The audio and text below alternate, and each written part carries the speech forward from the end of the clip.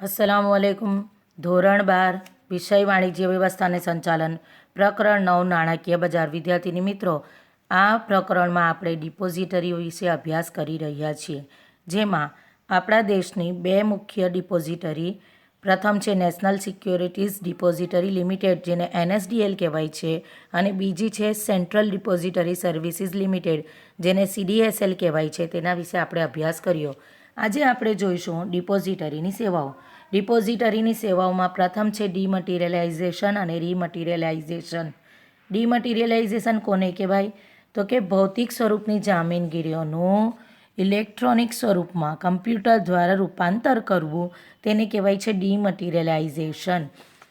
તો આ મુખ્ય કાર્ય ડિપોઝિટરી દ્વારા કરવામાં આવે છે. ડિપોઝિટરી રોકાણકારની ભૌતિક સ્વરૂપની જામીનગીરીઓનું ડીમટીરિયલાઇઝેશન ઇલેક્ટ્રોનિક સ્વરૂપે કરે છે અને તેને જાળવણી પણ કરે છે. જાળવણી કઈ રીતે કરે છે? તો તે જામીનગીરીઓની નોંધ રોકાણકારોના ડીમેટ ખાતામાં કરે છે. જ્યારે જામીનગીરીઓ ખરીદવામાં આવે છે ત્યારે ડીમેટ ખાતામાં જામીનગીરીઓનો ઉમેરો થાય છે. જ્યારે જામીનગીરીઓનું વેચાણ કરવામાં આવે છે તેટલી જામીનગીરીઓનો ડીમેટ ખાતામાં ઘટાડો કરવામાં આવે છે. આ તમામ કાર્ય ડિપોઝિટરી દ્વારા કરવામાં આવે છે, જેના પરિણામે જામીનગીરીઓ ચોરાઈ જવાનો કે નષ્ટ થવાનો કોઈ ડર રહેતો નથી.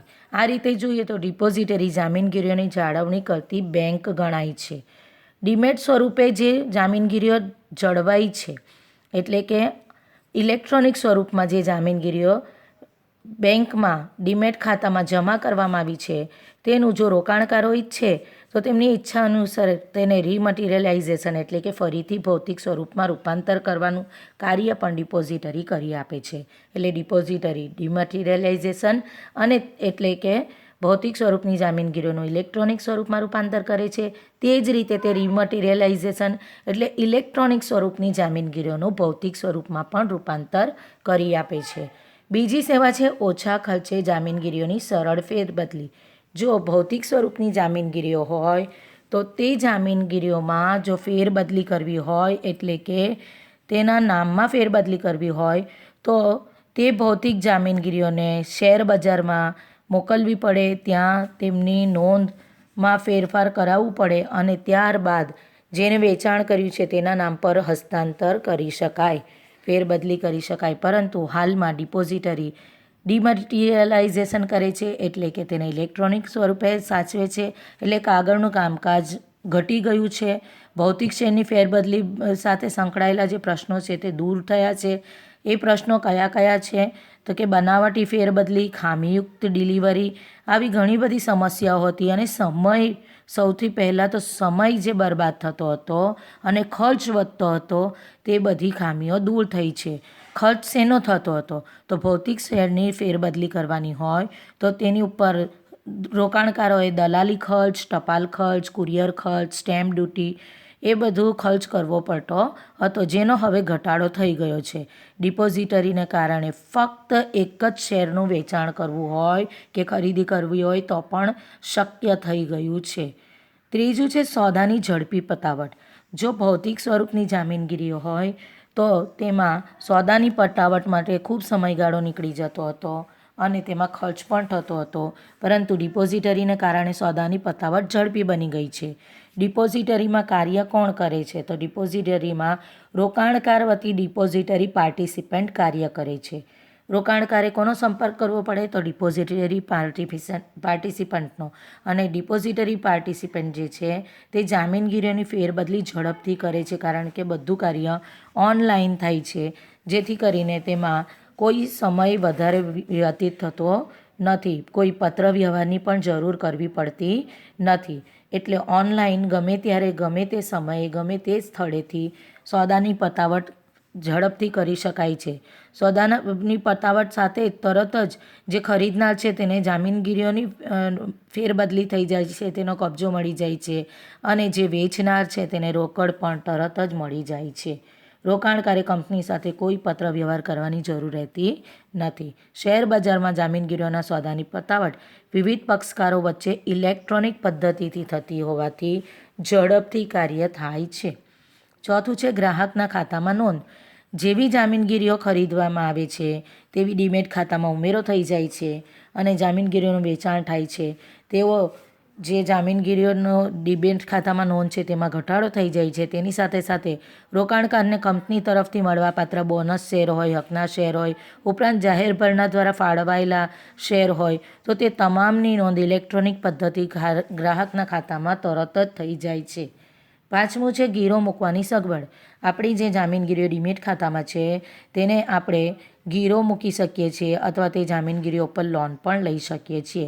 તો ડિપોઝિટરી દ્વારા તે જામીનગીરીઓને ગીરો મૂકવાની અને તેની ઉપર લોન લેવાની સગવડ પણ આપવામાં આવે છે. 6 છે ખાતું સ્થગિત કે બંધ કરવાની સગવડ. કેટલીક વાર એવું બને છે કે રોકાણકારે લાંબા સમય માટે પરદેશ જવાનું થાય અથવા કોઈ કારણસર થોડા સમય પૂરતું ખાતું બંધ કરવાનું થાય તો આ ખાતું તેટલા સમય માટે સ્થગિત કરવાની જરૂરિયાત ઊભી થાય છે. તે ખાતું સ્થગિત કરવાની સગવડ પણ ડિપોઝિટરી આપે છે. એટલે એટલા સમય માટે ગ્રાહકના ખાતામાં કોઈ હલનચલન થશે નહીં. જ્યારે એવું લાગે કે આ ખાતું હવે બંધ કરી દેવાનું છે તો રોકાણકાર ડિપોઝિટરીને પાર્ટિસિપન્ટ દ્વારા માહિતી આપશે તો તે માહિતી મુજબ જરૂરિયાત અનુસાર ડિપોઝિટરી રોકાણકારનું ડીમેટ ખાતું બંધ પણ કરી શકે છે. 7મું છે માહિતીની નોંધ અને સંગ્રહ. આગળ આપણે જોયું કે જેવા જામીનગીરીના વ્યવહાર થાય તેવી તરત જ ડીમેટ ખાતામાં નોંધ થઈ જાય છે. એટલે જામીનગીરીઓ ખરીદવામાં આવે તો જામીનગીરીઓમાં ઉમેરો થાય અને જામીનગીરીઓ વેચવામાં આવે તો ડીમેટ ખાતામાં તે જામીનગીરીઓમાં ઘટાડો પણ થાય છે. એ ઉપરાંત માહિતી સુરક્ષિત રહે છે અને જ્યારે જોઈએ ત્યારે મળી શકે છે. જે રીતે બેંકમાં આપણી માહિતી એકાઉન્ટના વિશેની જે હોય તે હવે ઓનલાઈન આપણને મોબાઈલ પર આપણે જોઈ શકીએ છીએ અથવા તેના મેસેજ બેલેન્સના જાણી શકીએ છીએ. તે રીતે અહીંયા ડીમેટ ખાતાની નોંધ પણ તમને તરત જ જ્યારે જોઈએ ત્યારે ઓનલાઈન મળી શકે છે. 8મું છે રોકાણકાર અને પતાવટ ગૃહ વચ્ચે કડી. આપણે જાણીએ છીએ કે જ્યારે ભૌતિક સ્વરૂપે જામીનગીરીઓની ખરીદી અને વેચાણ થતું હતું તેમાં લાંબો સમયગાળો નીકળી જતો હતો, પરંતુ આજે અભૌતિક સ્વરૂપે ઇલેક્ટ્રોનિક માધ્યમ દ્વારા સોદાઓ થાય છે તો તે એકદમ ઝડપથી થાય છે. ડિપોઝિટરી શું છે? તો ડિપોઝિટરી એ રોકાણકાર અને પતાવટ ગૃહ વચ્ચે કડી છે. એટલે તે કાર્યો ડિપોઝિટરી દ્વારા ઝડપથી થવા શક્ય બન્યા છે. શેર બજારમાં થતા જામીનગીરીના વ્યવહારો અને સોદાઓની પતાવટ ડિપોઝિટરીના કારણે જ એકદમ ઝડપથી થાય છે. 9મું છે ઇન્ટરનેટ દ્વારા સેવાઓ. ડિપોઝિટરી તેના ડિપોઝિટરી પાર્ટિસિપન્ટ દ્વારા રોકાણકારોને ઇન્ટરનેટ દ્વારા વાજબી ભાવે સેવા પૂરી પાડે છે. તમે જાણો છો કે રોકાણકાર અને ડિપોઝિટરી વચ્ચે જે કડી છે તે ડિપોઝિટરી પાર્ટિસિપન્ટ છે, કારણ કે તમામ કાર્ય ડિપોઝિટરી પાર્ટિસિપન્ટ દ્વારા જ થાય છે. ડિપોઝિટરી અને રોકાણકારો પ્રત્યક્ષ સંપર્કમાં આવતા નથી, તો પાર્ટિસિપન્ટ દ્વારા રોકાણકારોને ડિપોઝિટરી ઇન્ટરનેટના માધ્યમ દ્વારા વાજબી ભાવે સેવા પૂરી પાડે છે. તેમાં ઇન્ટરનેટનું માધ્યમ હોવું જરૂરી છે, કારણ કે અહીંયા ભૌતિક સ્વરૂપે કોઈ પણ કાર્ય થતું નથી.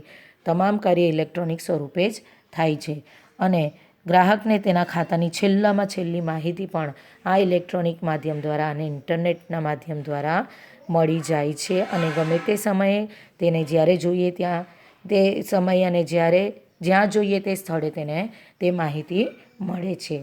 તો આ થઈ ડિપોઝિટરીની સેવાઓ. આવતા સેશનમાં ફરીવાર મળીશું. ત્યાં સુધી ઘરે રહો, સુરક્ષિત રહો. અલ્લાહ હાફિઝ.